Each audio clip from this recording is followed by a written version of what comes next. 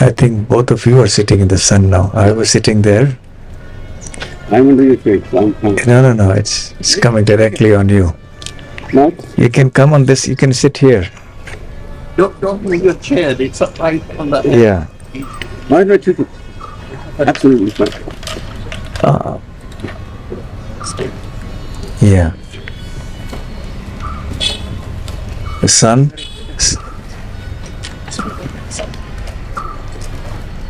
The same thing that gives us happiness also gives us pain. The sun gives us happiness under certain circumstances. The same sun gives us distress in other circumstances.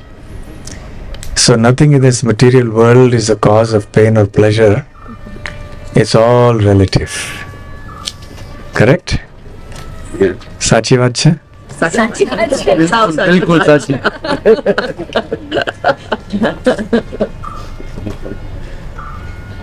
Ultimately, the only source of happiness is Krishna. So, this morning we were speaking about some further pastimes of Srila Madhvacharya from the point that he took sannyas and then he began his preaching work as an acharya. He traveled far and wide, right from the southernmost tip of India to the northernmost tip. And he visited many places, defeating many scholars who were not inclined to the path of bhakti, and he made them devotees of the Supreme Lord. That was a tremendous achievement, considering that the atmosphere at that time was not at all favorable for bhakti. The philosophies of Shunyavad, Nirvisheshvad, etc. were very prominent at that time. Shunyavad means voidism. Nirvisheshvad or Advaitavad means the philosophy of monism. So in that situation, for acharyas like Srila Madhvacharya to go everywhere and establish the supremacy of bhakti was an enormous achievement. We may not be able to appreciate that now, but when you look at the historical context in which Madhvacharya preached, then we will appreciate it better. So anyway, the years passed like this, and there was only Ananteshwar temple and Chandramaulishwar temple here, along with some of the older temples like the Durga temple at Vimanagiri Hill. One day, Madhvacharya was composing some of his stotras, Dvadasha stotra, on the shore of the sea at the place called Malpe. So I believe you all visited that place and saw the temple of Lord Balaram there. Yes? So somewhere in that vicinity, he was sitting on the beach, and suddenly he saw a boat, or not a ship. Ship is too large and a boat is too small, something in between. But it was sailing there, and suddenly there was a tempest, a big storm, and somehow the boat was going to sink, and there was a merchant in that boat along with his assistants. And when the boat was going to sink, the merchant realized that he was in a very precarious condition, and he saw in the distance that there was a sannyasi sitting there in saffron robes, and he waved his hands and called out to him for help. So Madhvacharya saw that with his keen vision and immediately rose and took up his saffron cloth, his top cloth, and he waved it like this. And when he waved it, Vayu suddenly calmed down. Of course, he is none other than an expansion or incarnation of Vayu Dev. So that was not very difficult for Madhvacharya to do. And not only did the storm cease, but the waters also became very calm. Otherwise, the raging winds had whipped up high waves, and it was very precarious. But now everything became calm.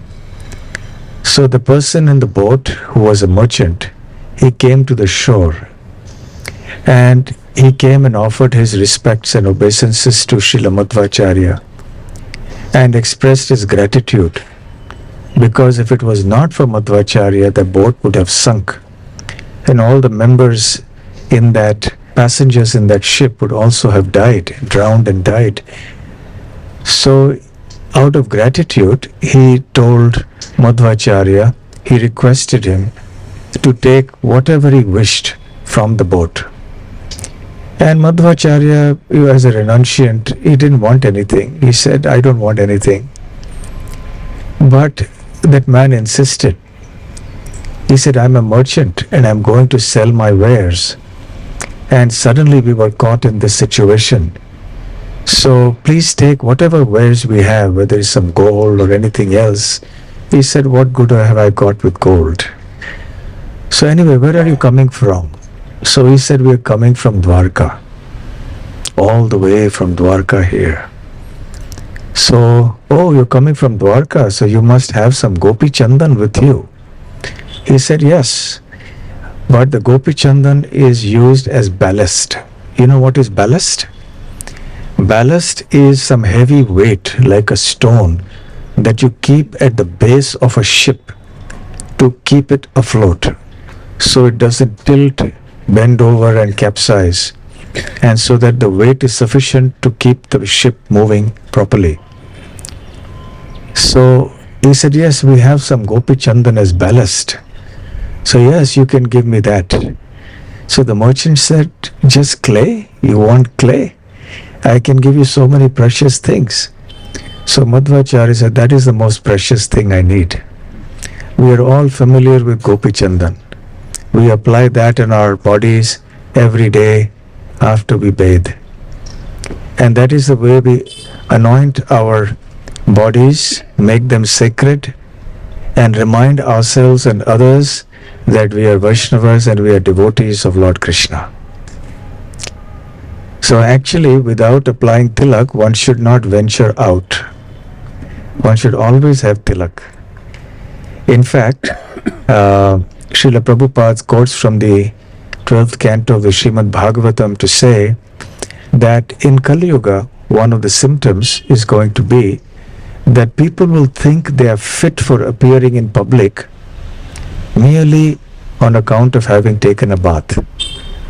Of course, nowadays people don't even do that. They take bath once in many days. Once in a month. We had one devotee who came from Germany. He had lived there for 1 or 2 years. And then he said that every day his office would start at 8 o'clock in the morning. And there would be a rush in the office toilets at 7:45 because everyone would come straight from their bed. And they would go into the office toilets and do whatever they had to do in 15 minutes.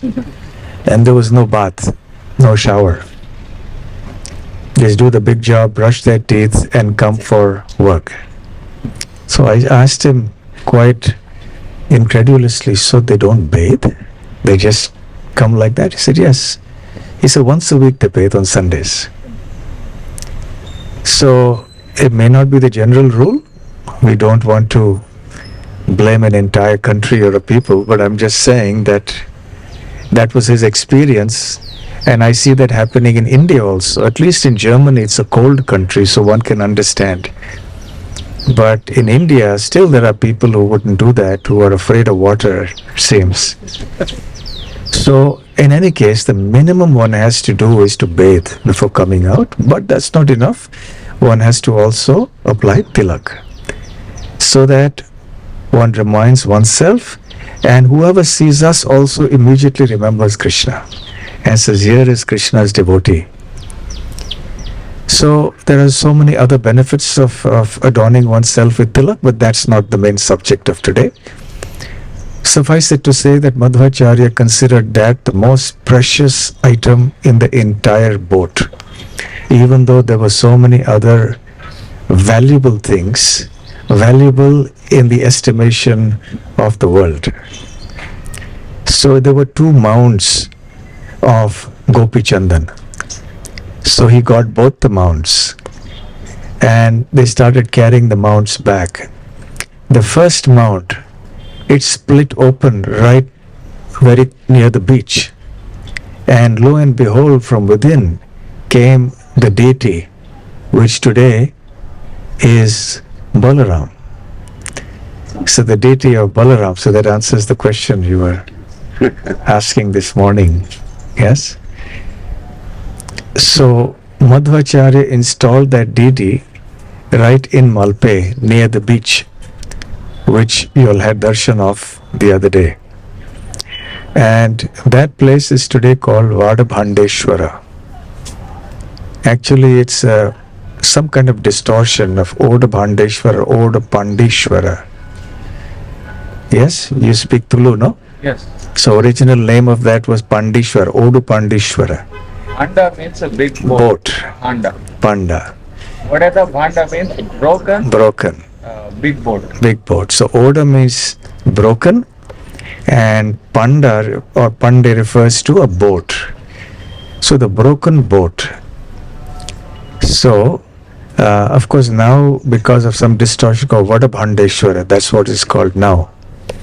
But the original name was this because the boat broke. Because some say that it actually crashed into the ocean or onto the side and it broke. So there are varying accounts of that. So in any case, this first mount split open, it broke and revealed the deity of Balaram. And Madhvacharya then installed that deity there, right close to the shore, where a temple is now found. And then the other mount, he carried back with him, and that also split open to reveal a deity of Krishna, which is now here in the Udupi Krishna temple. And that form of Krishna was a form that was standing. He had a churning rod in one hand and a rope in the other by which you tie. If you've seen the churning process, that's how it happens. After all, Krishna is a cowherd boy, right? And the deity was very heavy. And it is said that 30 men could not lift. But Srila Madhvacharya lifted it alone. And he carried it on his head and brought the deity back to this place, to the place here, Rajata Pitha Puram. As you enter the temple, the main Krishna temple here, from the side of the Chandramaulishwar temple, you will see in Devanagari it says Sri Krishna Matha and Rajata Pitha Puram. So if you remember, I mentioned that this place was also called Rajata Pitha Pura. Pura means town, Rajat means silver, Pitha means a pedestal or a platform. Yes?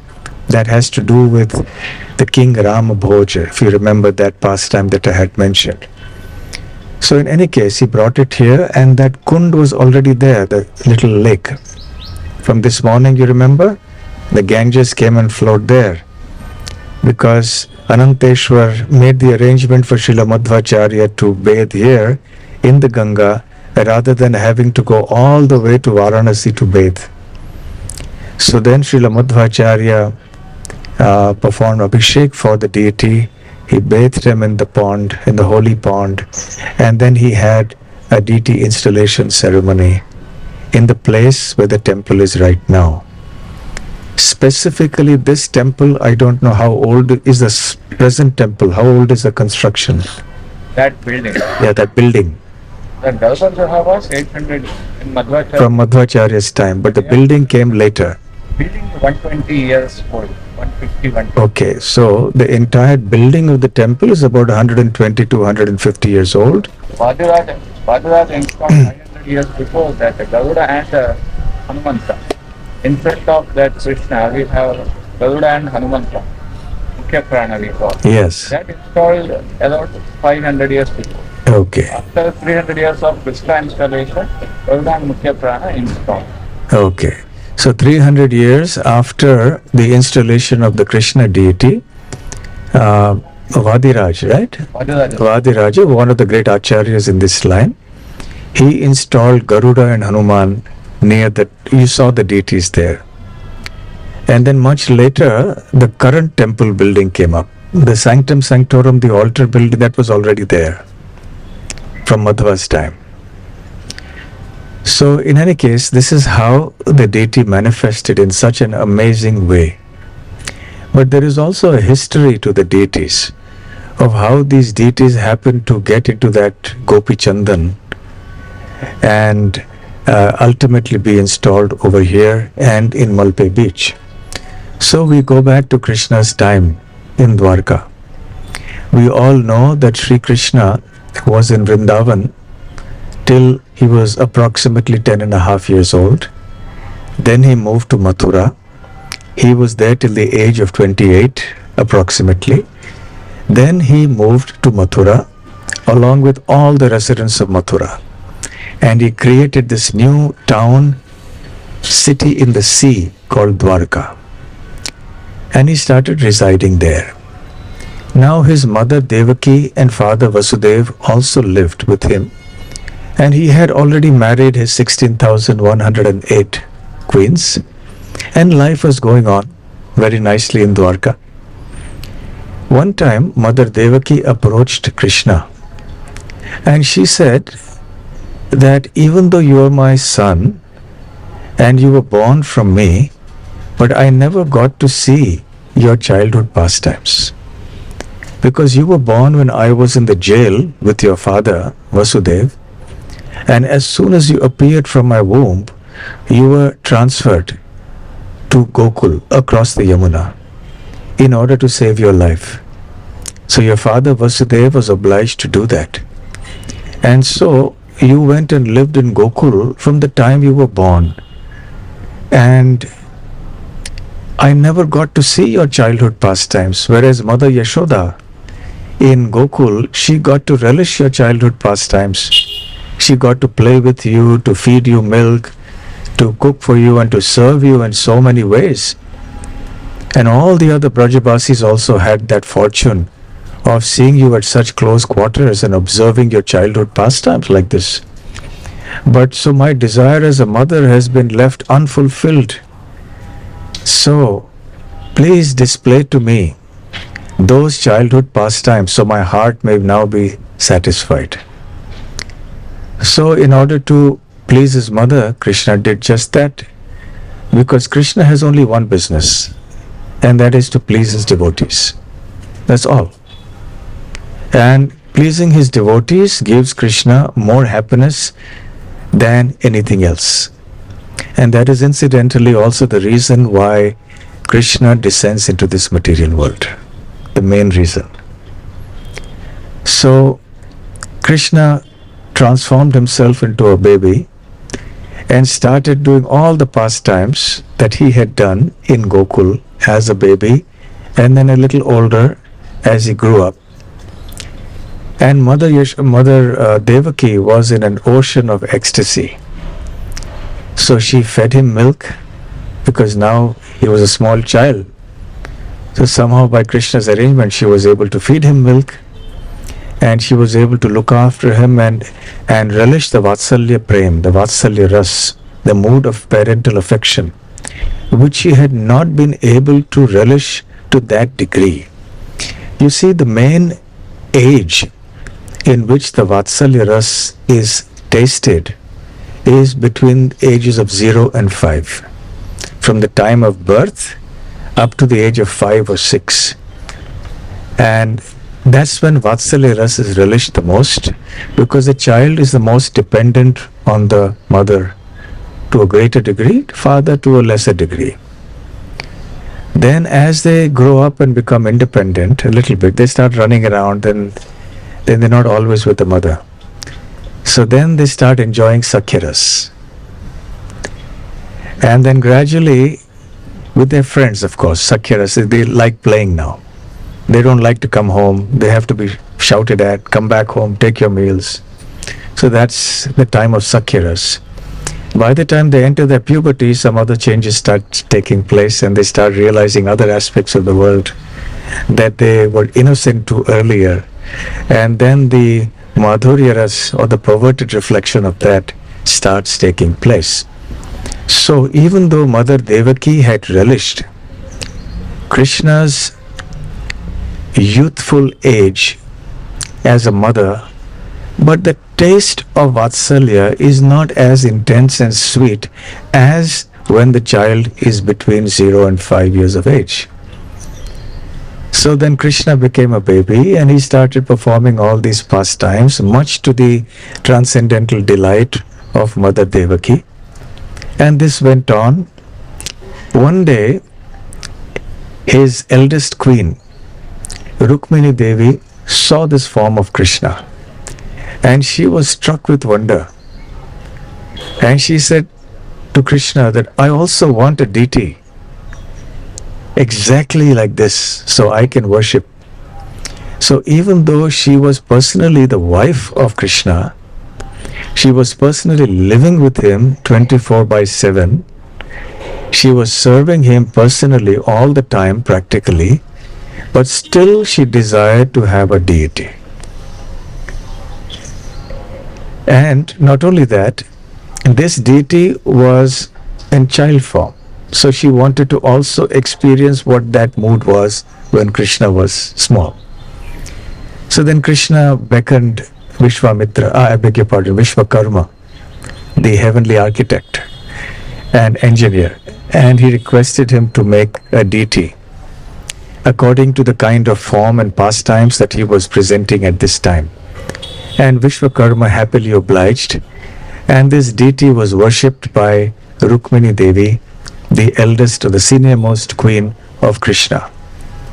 The years rolled by, and after almost 100 years of living in Dwarka, when Krishna was approximately 125 years old, then the time came for him to depart for the spiritual world.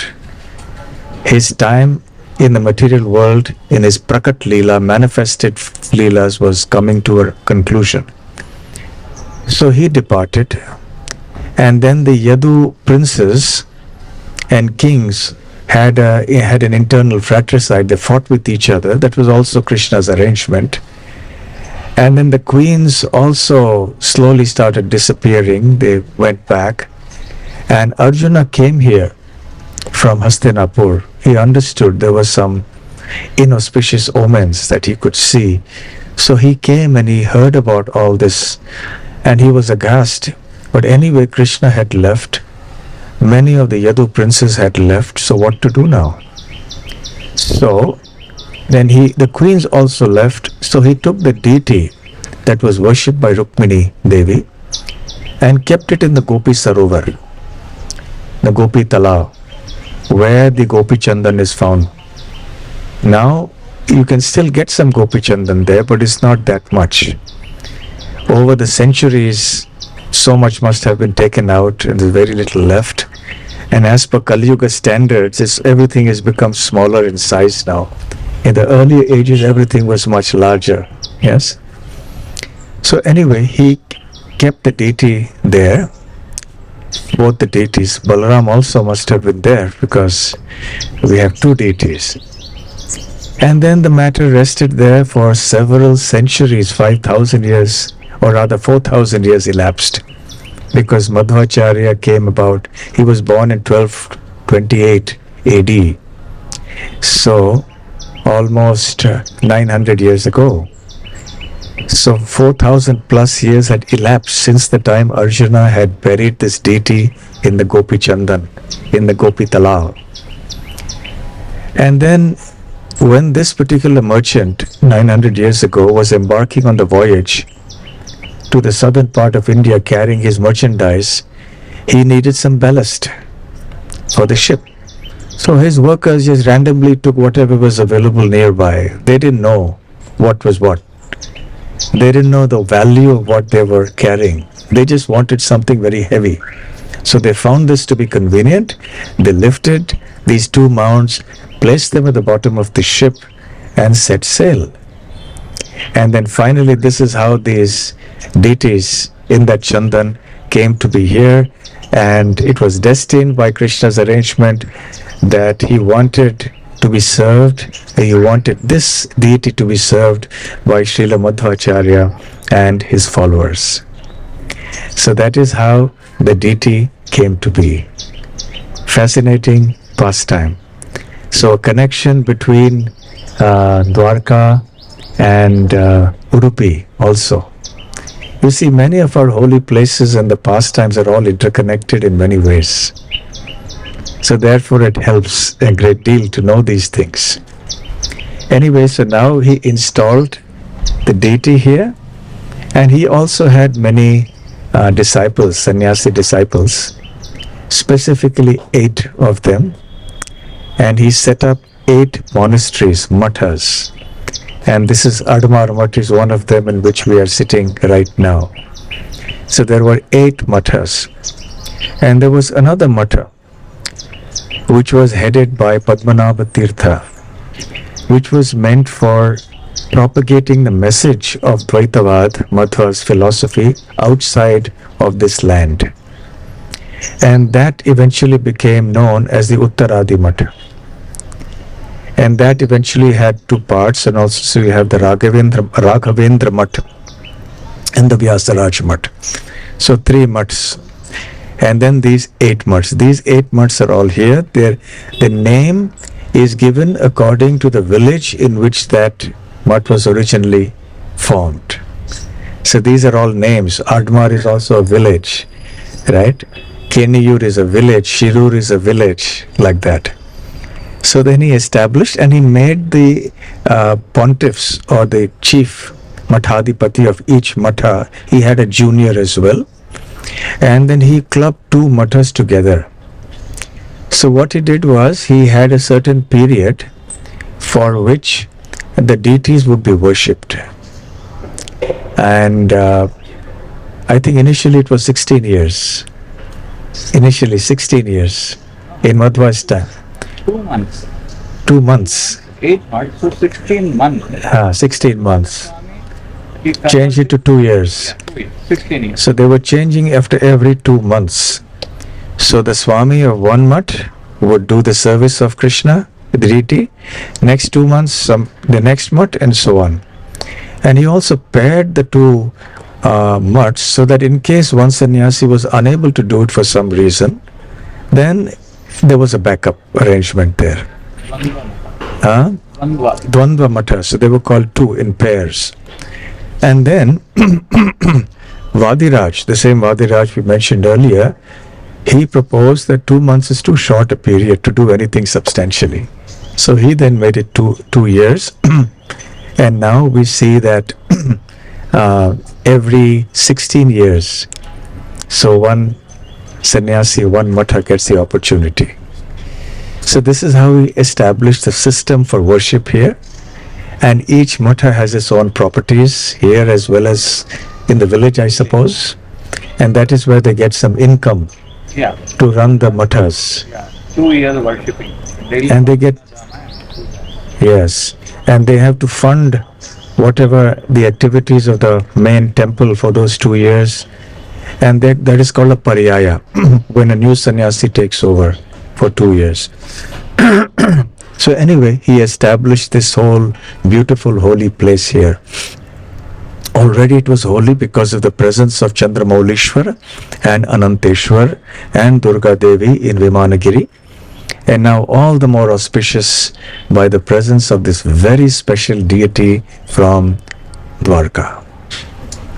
So Madhvacharya established the worship, the process, the protocols of worship, and how the temple was to be managed. Everything was set up by him, the systems. And time passed, and Srila Madhvacharya decided that he wanted to go back to Badrinath to offer gratitude to Srila Vyasadeva. You know, earlier in the first trip to Badrinath, he had offered to Lord Badrinarayan his commentary on the Bhagavad Gita, the Gita Bhashya. And then he had got the blessings of Vyasadeva as well as Lord Narayan there, of the Narayan pair, to write the commentary on the Vedanta Sutra.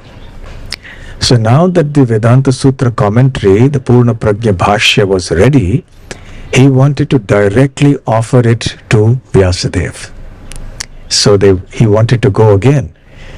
So this time he went and a group of his disciples, including the same Satyatirtha who had accompanied him earlier, also went. They reached lower Badrinath, and this time the disciples did not venture to accompany him to the higher Badrinath because they knew what had happened last time. So Vyasadeva was very happy to see Madhvacharya. He took him to meet Lord Narayan, and they were very happy to see this Purna Prajna Bhashya of Madhvacharya. And they blessed him and empowered him to further preach the message of Vaishnavism all over. At that time, Vyasadeva also instructed Srila Madhvacharya to write a commentary on the Mahabharata. And that commentary is pretty well renowned. It's called the Mahabharata Tatparya Nirnaya. Nirnaya means to ascertain. Tatparya means the purport. So the proper ascertainment of the purport of the Mahabharata. Because the Mahabharata can sometimes be very bewildering. Why did Krishna do this? Or why did that happen? Why did this pastime happen? Many people who don't have the proper understanding of the Shastra and they lack the faith, they sometimes misunderstand the pastimes of the Lord and his devotees, and they criticize. So Srila Madhvacharya wanted to put everything in the proper context and explain everything very logically, which he did. So that was an important text that Srila Madhvacharya composed. And also Srila Madhvacharya gifted, I beg your pardon, Srila Vyasadeva gifted to Srila Madhvacharya 8 Shalagram Shilas, Ashtamurtis. Where are these Ashtamurtis now? 5 are in Subramanya Math, 2 are in Sole Math, and 1 is Elki Math near Mangalore. Okay. It is So, having a Shaligrama Shila. If we touch that, it will take that shape. That much smooth. soft. If we hold its hand, it will come to that shape. It is a stone which will take the shape of who touches it. If we press it, it will go to that shape. Like clay, like plasticine, something like that. So you see there are different types of rocks and stones. Shila, the word Shila means a rock or a stone. Now the Shalagram Shila is found only in Gandaki river in Nepal. So we've all heard of Shalagram Shilas. Any of you worship Shalagram Shila? At least in the temples. So, and the different types of Shalagram Shilas depending on the particular signs that are there. Janardhan Shila, Sridhar Shila, etc., etc. And this one particular piece of information I did not know, that these Shalagram Shilas are so soft that they actually get molded into your hands. They are soft like that. And stone. You see, there is living stone and there is dead stone. Generally we think in terms of stone as a dead entity, and it may be very often the case. But there are some stones that are also called living stones. Although the consciousness is very densely covered, but still they are stone. And when you have to carve a deity out of stone, the Shilpa Shastras speak about very specific kinds of stones and certain symptoms that have to be seen in that stone in order for that stone to be eligible to be carved into a deity. So that's a whole science in itself. Our Mayapur deity of Lord Narasimhadev was selected like that. With great difficulty. It was done in Tamil Nadu somewhere. probably Kumbhakonam or some, I don't remember exactly. So anyway, so this is beautiful. The 8 Shalagram Shilas that were given by Vyasadeva to Srila Madhvacharya and have been distributed in different mathas, in different monasteries. And each matha has a particular deity. There is Yoga Narasimha, there is Vitthala, there are 3 Vitthala deities, Yoga Narasimha deities, and Kodandaram deity, Kodanda, one who carries the staff. So Ram is also Kodandaram, his bow is called Kodanda. So many such deities, each matha has one such deity. Yes? And where did these deities come from? It was given by Madhvacharya to 8 disciples. And where did Madhvacharya get the deity from? It came from because when Madhvacharya wanted to give one deity, Vishwakarma will directly come to Madhvacharya and he will make that deity and he will give. Because if you see the structure of that Deity. it is unbelievable. It's very beautiful. And human touch cannot make that. So it is known that it was directly done by Vishwakarma. to Madhvacharya, and Madhvacharya given to all others is the deity. Okay, wonderful. Thank you. This is Om Prakash, no? Om Prakash. So he serves here in the Admar Mutt. So thank you for this bit of information that these deities, that one deity in each of the 8 mathas, 8 deities. Chatulbhuja Kaliya Mardana. Last one day before I have explained. Chatulbhuja Kaliya Mardana along with Rudmini and Satyabhama. Right. That is also in one of the mathas. Adamara Matha. Okay. So in this way Vyasadeva then gifted all this to Madhvacharya, and Srila Madhvacharya then returned. And of course on the way to Badrinath there were some interesting incidents that happened. There was a king called Ishwar Dev who was quite proud and arrogant, and he happened to be conducting the digging of some lakes, and he ordered his men to arrest any passers-by and get them forcefully involved in the task of digging the lake. So when Madhvacharya and his disciples were walking by, they were arrested by these soldiers, and the king was there also. He said, you have to dig this lake and no payment.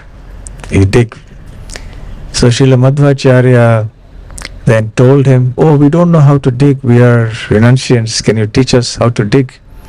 So by his sweet words and his influence, he got the king to start digging. And he was digging, and then somehow the other, he just forgot about it and he left. And Madhvacharya and his disciples then just moved on. They came to another place where there was some Turkish king who hated Hindus and who somehow didn't like the fact that these people came, and they had to cross the Ganga eventually at some point. So when they crossed the Ganga, there were no boats available at that time. So what Madhvacharya did is he stepped into the water and he held the hand of one disciple and he told him to make a chain. And in that way they somehow crossed the Ganga and they reached the other side, only to find the Turkish soldiers waiting there. And they were threatening to kill them.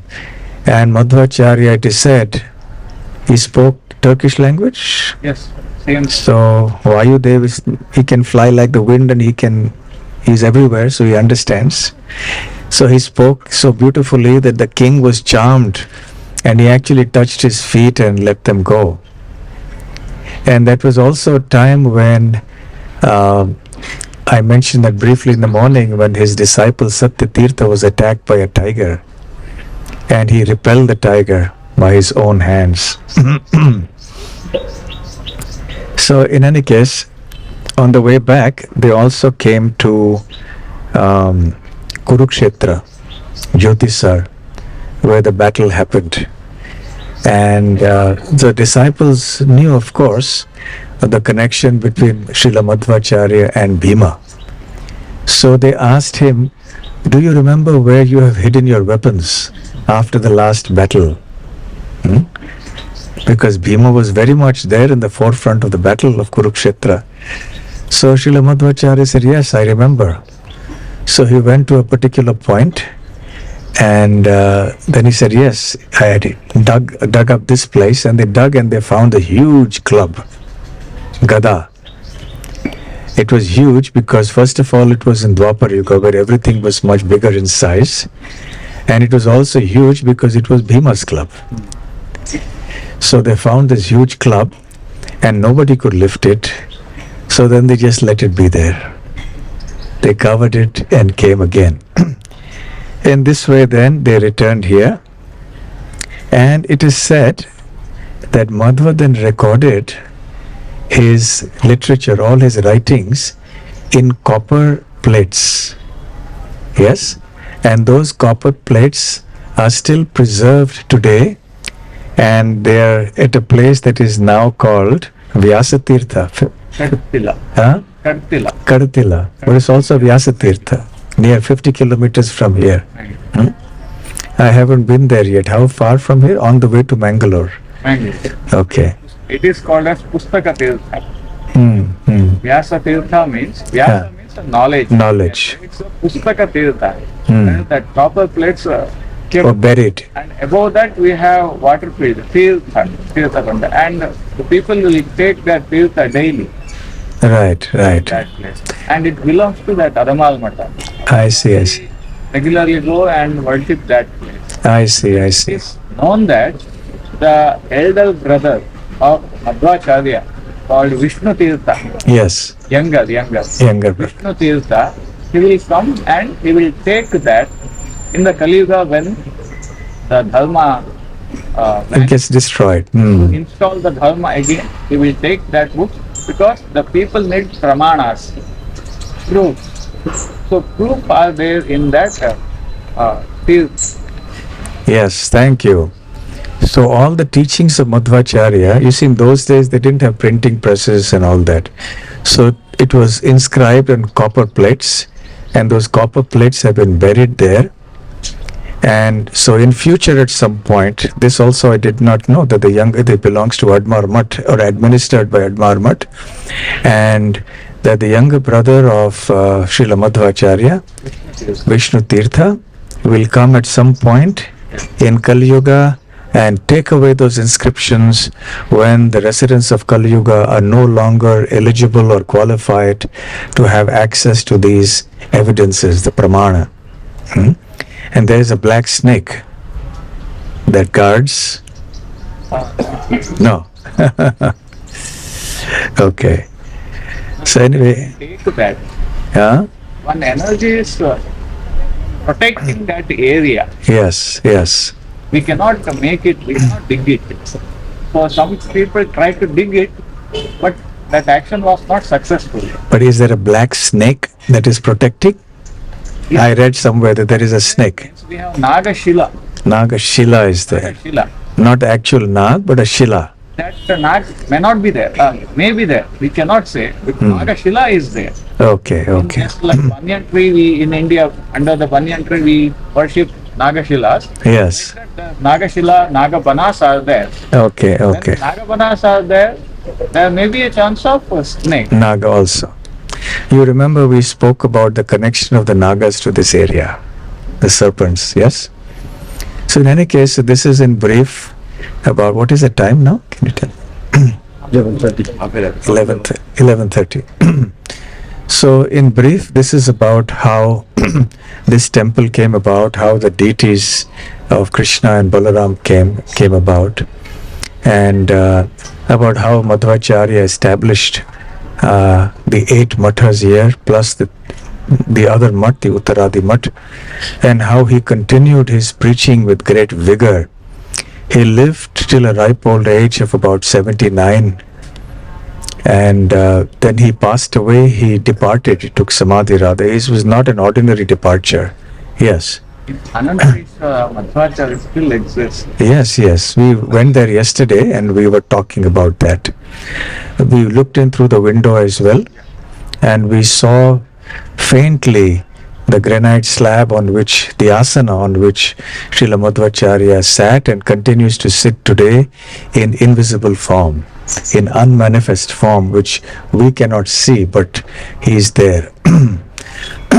So when he was speaking on the Aitareya Upanishad to his disciples, that is the time when he suddenly disappeared, and there was a shower of flowers from the celestial regions, and then he disappeared there, and the disciples saw only flowers on that asana, but he still remains there. He said that in physical body he will be with Vyasadeva and Badarika Ashram, but in this particular invisible form he will remain here always. So such an exceptional personality with such exceptional powers and devotion and intellect, the human history will find it hard to identify such personalities. So very special. So we are very fortunate that we've had the opportunity to come here to this kshetra, Udupi Kshetra, and get the mercy and blessings of not only the various deities here, but also the presence of Srila Madhvacharya is very much is felt over here. And nobody in the Madhva Sampradaya feels that Srila Madhvacharya is not there. Inasmuch as nobody in ISKCON feels that Srila Prabhupada is not there, because he's so much there in our life. Every day we have his Guru Puja, every day we read and hear from his books, and so he's constantly there in our consciousness as devotees of ISKCON.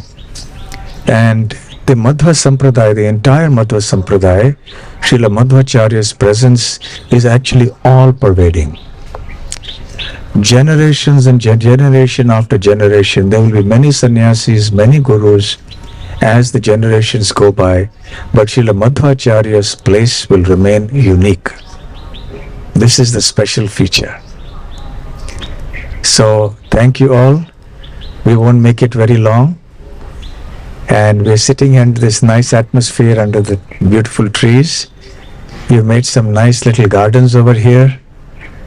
And this is what vana is this? Anandavana. Anandavana. Okay.